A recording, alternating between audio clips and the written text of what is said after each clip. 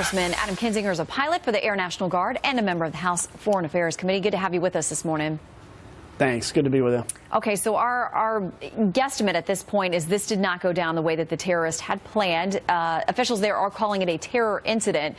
It could have been much worse, but if the entire goal is to create or incite terror, it certainly sounds like that's what happened this morning. Yeah, it does. It sounds like you had a following stampede, which you would understand if you were in a subway. You would be panicked too. And you think about the history of the London subway bombings, 7/7, and things that happened there. And so the point of terrorism, a terrorist obviously wants to commit as many crimes, as many deaths, as many injuries as possible. But really the basic part is they want to scare people to death. And this is where the West and countries that are victims of this, including England, have a choice to make. They can do one of two things.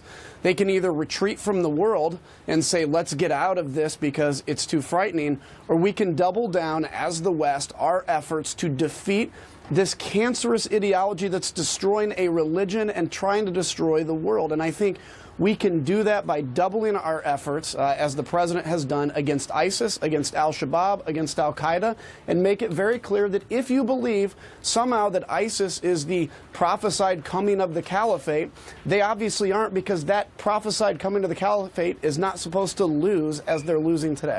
And on the issue of ISIS, the president tweeting about that this morning, saying this: we have made more progress in the last 9 months against ISIS than the Obama administration has made in 8 years. Must be proactive and nasty. What do you think about the progress we've made and where we need to go from here? I've been very impressed with the president's ISIS strategy for a couple reasons. Number one, the actual strategy. So loosening up the rules of engagement, trusting your senior officers on the ground to make targeting decisions, to make attack decisions. We learned that as a military officer, that basically at the nearest to the battlefield point somebody can make a decision, you can get real-time action more quickly. We've seen that happen. But the other thing is, the president's been very clear in his rhetoric, which is we have to destroy this cancerous ideology. And so when you're saying that and you're making it clear action will follow, which is the liberation of territory from your evil thought, then again, that bites into the attempts by ISIS or al-Qaeda to recruit new members, because it just spoils their narrative that they're the coming caliphate. Because again, the coming caliphate, according to the prophecy, is not supposed to lose as bad as they're losing. All right, I want to make sure we get to a couple more topics. So let me quickly ask you about North Korea. Another launch, this time again over our ally Japan. Secretary of State Tillerson saying this in part: we call on all nations to take new measures against the Kim regime. China supplies North Korea with most of its oil. Russia is the largest employer of North Korean forced labor. China and Russia must indicate their intolerance for these reckless missile launches by taking direct actions of their own. Calling them out pretty publicly. Yeah, look, I would amen that, because I think that's absolutely true. But I think the American people, let's live our lives, enjoy our lives, know that we have the best military and we have defenses.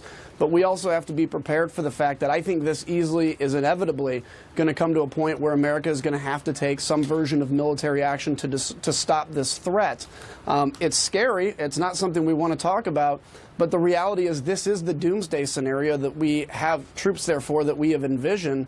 And unless we can get something done through Russia, through China, send a message to Kim Jong-un, send a message to those folks in the region, I believe this may track towards an eventual military response.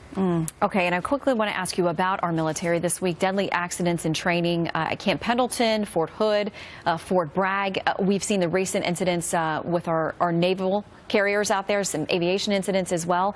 What do you make of what's happening to our men and women in uniform? It's tragic. The military is an inherently dangerous position, and we're really inherently supposed to do dangerous things. That's what we're called upon. But I think what's been happening lately is devastating, because we have, since sequesters happened, been shorting the military of the resources they need to train and to invest in the next generation.